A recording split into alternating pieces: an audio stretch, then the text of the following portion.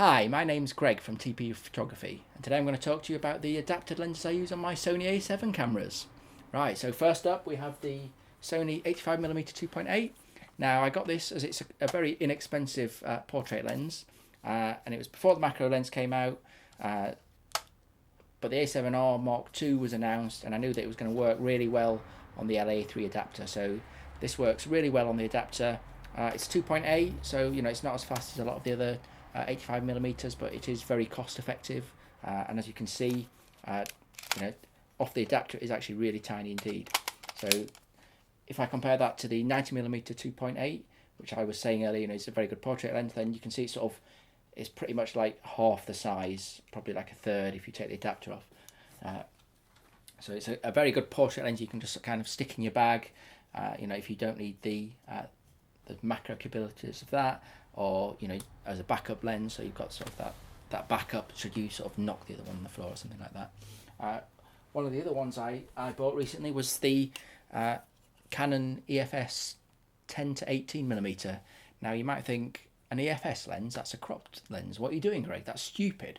Well, the nice thing about the A7R Mark II is because it's 42 megapixels, then in cropped mode you get 18 megapixels, which, let's face it, 18 megapixels is plenty. The pictures on the wall behind me, I've got the one just out of shot here of my daughter. That's with an 8 megapixel camera, and that's, a 40-inch canvas. So, I'm not going to worry too much if I only get 18 megapixels. That's not a problem at all. It's more than the A7S, which is 12 megapixels. So, it's still giving me a reasonable amount, but it also means that I've effectively got a sort of 15 to 35-ish lens here. So, it's giving me an ultra wide angle for when I need it. It's small and this is the adapter here I've got that puts on it. Focuses really well indeed with the adapter on. It's actually got image stabilization on, which obviously you don't need so much with the Sony system, but brilliant wide angle choice, and it's less than £200. So if you're thinking, well, actually I don't use wide angles that much, so I don't want to splash out on a 16 to 35 f4 Sony, or I don't want to go a 16 to 35 f4 and adapt that, then I think this is a pretty good lens to have in your bag. That's what I'd recommend if you want a wide angle. So that's kind of why I bought this one. And this is despite I could mount my Nikon 14 to 24 2.8 on there. Obviously I'd lose autofocus, but if I wanted something even wider, I'd use that. But if I want something with autofocus that's going to work pretty well in a wide angle situation, then that's the one I'd be getting out of the bag.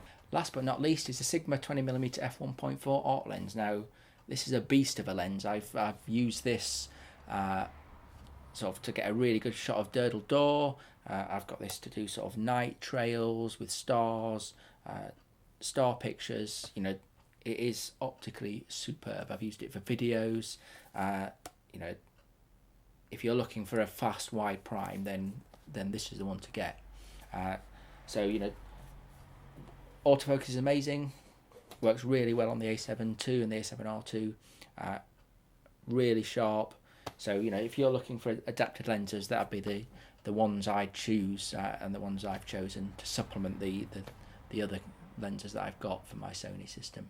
And remember, I do have access to all my Nikon lenses still, not with autofocus yet, but fingers crossed I might be getting an adapter to make a video about soon, so stay tuned for that one as well. Thanks for watching, hope that's helpful, and I'll speak to you again soon.